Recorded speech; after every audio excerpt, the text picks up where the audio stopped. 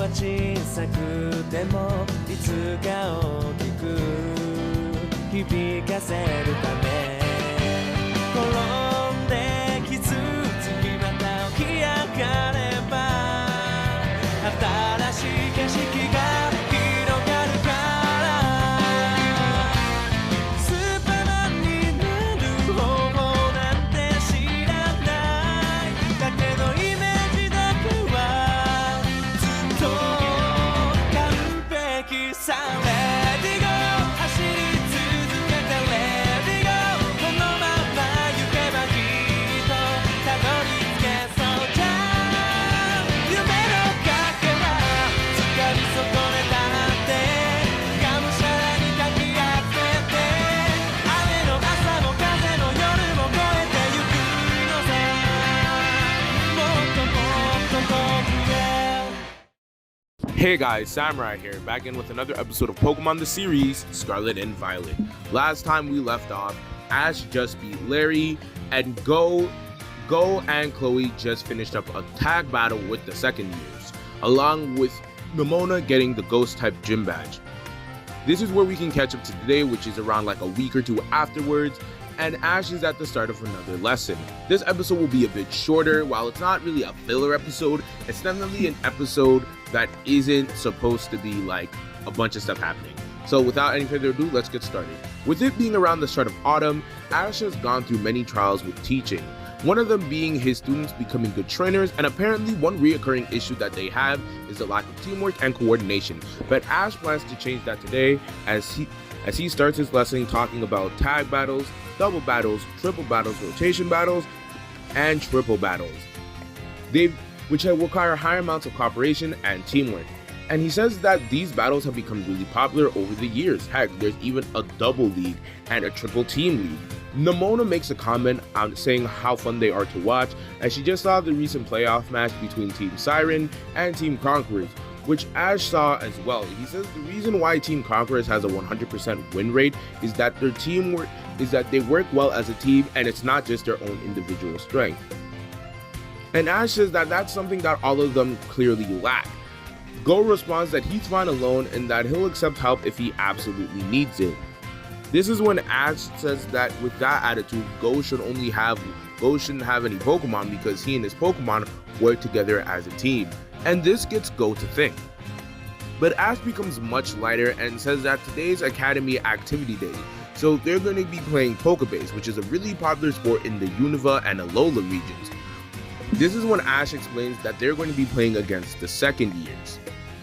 As they head outside, Ash explains that Pokebase is a team-based sport where they'll need to work together. This is when they finally get outside to meet the second years, and at first, Quillian doesn't want any part of this, but Ash has already thought this through, and he says that if Quillian's team can win, he'll battle Quillian again. And this gets Quillian interested. They split up into teams of 5, with Go, Chloe, Nemona, and Penny, who joined after being axed by Dendra and Ash, along with the other team being Quillan, Danica, Arvin, and Mila, and Dendra. The teachers will be on each one of their classes' team, so Ash will be on the first year team and Dendra will be on the second year team, just to make it 5. Ash explains the rules. You have to get 10 whole points while running around the bases.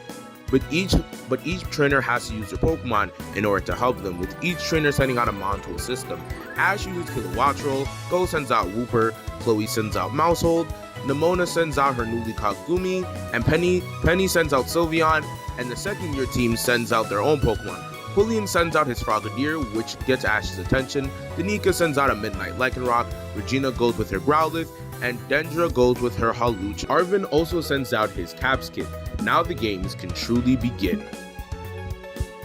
By the way, Mila is also just going to be a substitute for each side's team, so if anyone gets hurt, Mila is just going to sub out for them. Yeah, I just forgot to mention her in the script. But anyways, back to the episode.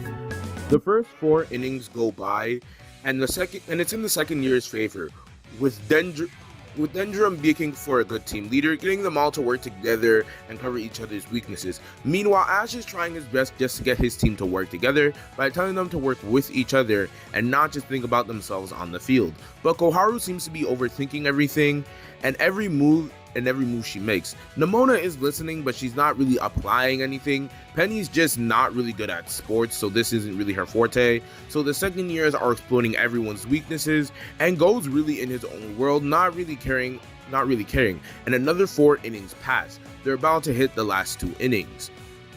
But they do end up catching up by a bit. However, Ash gets fed up, but he does this on purpose.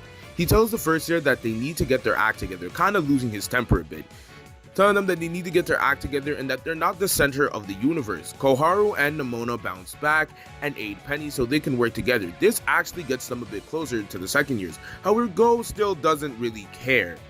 This is when Quillan, out of all people, tells Go that he's going to fail on taking on the Titans, and Go asks why he would say that. Quillian says that Go is kind of too self-centered, and if something doesn't benefit him immediately, he disassociates and becomes short-sighted. This gets Go to actually lock in, and he encourages all the other ones to start playing and comes up with a game plan.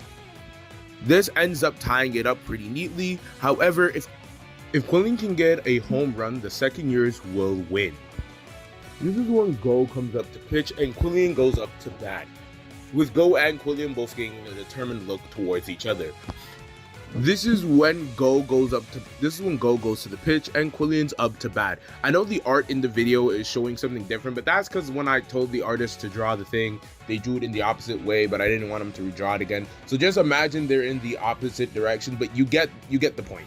Anyways, Go is at pitch and he releases a strong throw with help of Whooper, but this is when Quillian ends up coming to bat and hits it clear out of bounds with the help of his Frogadier, telling Cole that he got invested too late, and he tells Ash to get ready that they battle in 2 hours, and this time he's coming to win. This is when Ash gives his class a lecture explaining why the second years won. They worked as a team with their Pokemon, despite that they may not share the same goals or know each other that well. But he also says that they came together in the end and they came close to winning, so that this will show them that they have a lot of potential. But Go took this as the wrong lesson. Go was thinking that because of his strategy and some minor teamwork, they ended up getting close to victory, and the only reason why they didn't is because they did it too late. Ash dismisses them for the rest of the day, and Ash says that he has to get ready and his Pokemon ready for their battle against Quillian. I'm curious to see how you've grown since last time. Smoliv, I choose you! It's time for my rematch, and I don't intend to lose. Frogadier, let's go! The battle between the two Pokemon is close, despite the fact that Ash has the type advantage. However, Quillan is not fazed by this, as Frogadier expertly dodges the attack with ease, though he notices that he has to go in for an attack and he has the perfect move to do it with. Frogadier, use Ice Punch and send Smoliv out of here! Damn it, I forgot Frogadier can learn ice moves.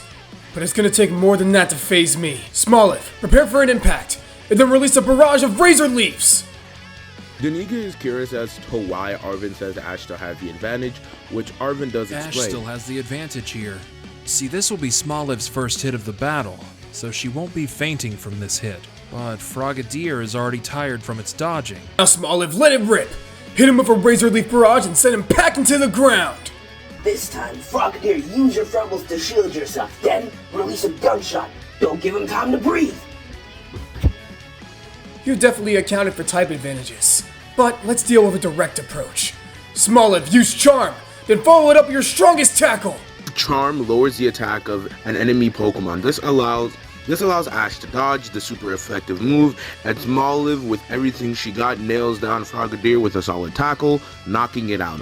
Quillian returns his Pokemon and sends out Lokix, which is the evolved form of Nimble. Time for good old Dexter, cause I have no idea what this is. Lokix, the grasshopper Pokemon. When it decides to fight all out, it stands on its previous folded legs to enter showdown mode. Normally folded third set of legs when it ends in showdown mode. This places huge burdens on the body, so it can stay in this mode for a longer period of time. It's grown and evolved. I've never seen this Pokemon before, and I'm fired up! Smoliv, Mega Train now! Lokix, use a full power X-Scissor.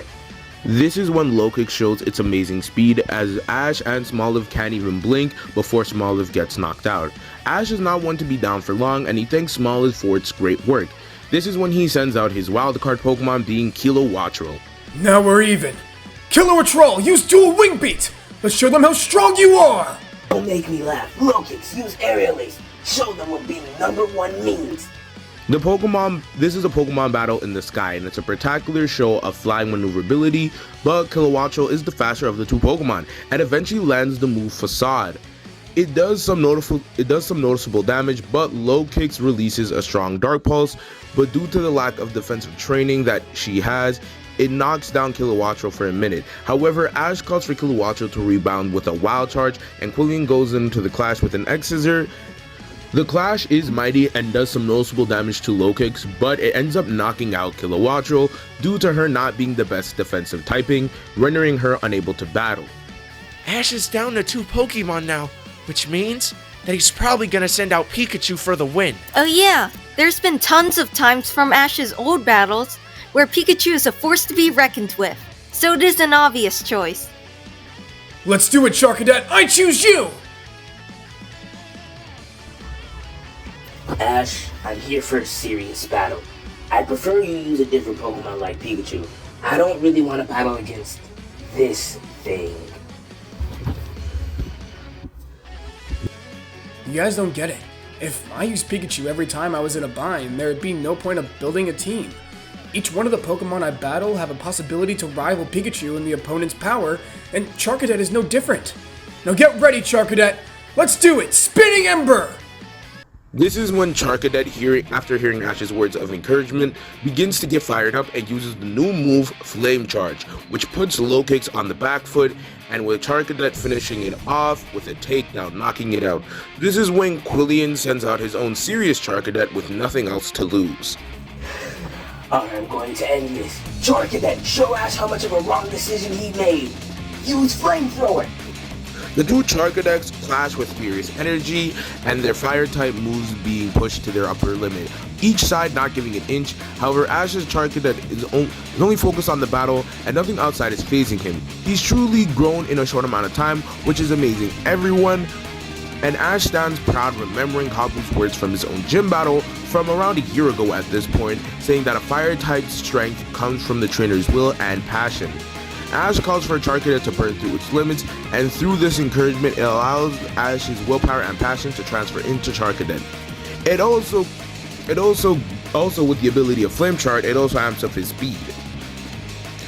The bout plays into Ash's favor, with Flame Charge increasing their speed, and pretty much it's second nature for Ash with this move, so he ends up having a bit of more of an advantage than Quillian does. Quillian's Charcadet ends up getting tossed around, but Quillian and Charcadet eventually reach their limit. I'll show you how strong I truly am. Charcadet, assure our victory. Terrasilize. Now it's over. Time to turn the tables. Charcadet, let that power of yours shine. Terrasilize! That's it. I'm ending this right now. Use Overheat. Damn it. I don't think we can counter this. But the odds never stopped me before. Charcadet, use Flame Charge to counter with all your power! Ash's Charcadet gets knocked away from the collision, but as the dust settles, and as Quillian is about to celebrate his victory, they notice that the Charcadet that actually got knocked out while performing Overheat was Quillian, and Ash's Charcadet proceeds to stand up, a bit dizzy, but still standing. Ash is so proud of it for pulling through, and Quillian is more surprised than when he first lost against Ash, and Ash ends up giving him a bit of a lecture. If you paid attention, you would know that each fire-type move got weaker, and Charcadet suffered fatigue. You have a great battler, but you have tons to learn. Though I did have fun. This is when Ash sees the Rotom drone recording him, knowing that he has to get to Lavencia as soon as he possibly can. After the battle, Ash laughs with his Pokemon, congratulating them all on doing a great job. This is when the episode ends, and the end of this current episode being episode 6. Episode 7, my fault. I sure hope you guys enjoyed it. This episode didn't really take that long to make, but again, I told you this episode was going to be a lot shorter. That's because we had the whole Quillian battle this episode. Next episode will also be a bit shorter. The next couple episodes will be a bit shorter due to the fact that they will have these kind of battle segments in them. So the overall content of the episode will have stuff in it. It'll just be a shorter episode as a whole. Anyways, with that being said, hopefully we can get episodes every 2 weeks. So, but no promises. Every 2 weeks is what I'm going to try to do. So with that being said, Samurai out.